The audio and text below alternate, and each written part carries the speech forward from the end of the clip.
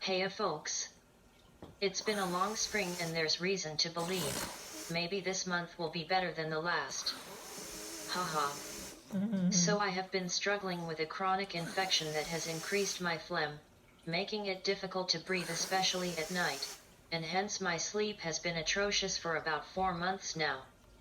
2 separate 10-day rounds of Omnicef improved symptoms, getting rid of green mucus, pain at my feeding tube site, eliminating ear pain, and improving my sleep. But after the rounds, I kept getting the symptoms back and realizing that I would need long-term antibiotics. I don't prefer to be on long-term antibiotics and am tired of going to the doctor, so I decided to try an herbal approach first. There was a study with decent results for sinus infections using what they referred to as Pelargonium cedoides. It seems to be helping, as the feeding tube pain disappeared again and my phlegm is not green, although I still have yellow, so here's hoping that clears up too. Sorry for the unpleasant topic. I got my vitamin D lamp over a month ago but haven't used it yet because we have been blessed with sunshine. I've been trying to get half an hour daily, and I love being outside. After trying the vegan diet for half a year, I have had good bowel movements but no other improvements of note. For the past month I have been adding occasional steak to my meals. I feel like I gave plant-based a good effort, and I am ready to try something else. I have a friend who has had numerous health issues improved by using the ketogenic carnivore diet. I'm curious about how my body would respond, so that is my next endeavor.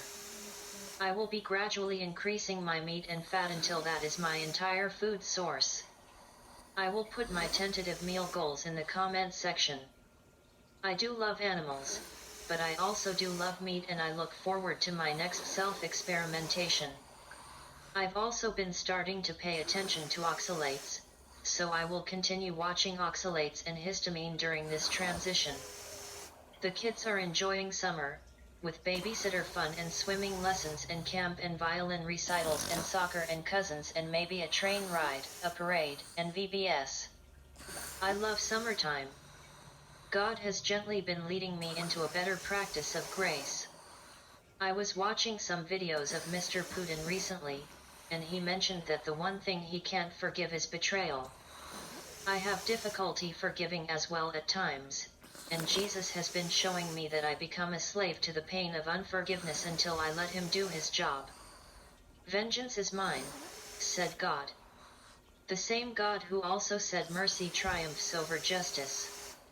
God is loving and big enough to take care of the wrongs done in the world, not just justly but couched in the mercy we all so badly need. I need mercy. People who hurt me need mercy. People who hurt Mr. Putin need mercy. And even Mr. Putin himself needs mercy. But leaving the vengeance to God does a number on self-preservation. After all, Jesus did not come to judge when he came over 2,000 years ago. And he withheld his power and let those who held lesser power kill him. Living a life of grace might earn us short lives. That is a total bummer if this life is all there is. But perhaps a life lived well is more valuable than a long life. Maybe this Jesus really did come back to life and beckon us to follow him through death into life we cannot lose. Maybe it hinges on my response to grace. Can I let go of the wrongs I have endured, recognize the gravity of my own failings, and lean into the lover of my soul? The more I grow, the more I feel like a baby faltering around with the basics of belief. I'm glad spring is over. Happy summer everyone. Except for my southern hemisphere friends. Happy halfway to summer to you. Until next time, live well, my friends.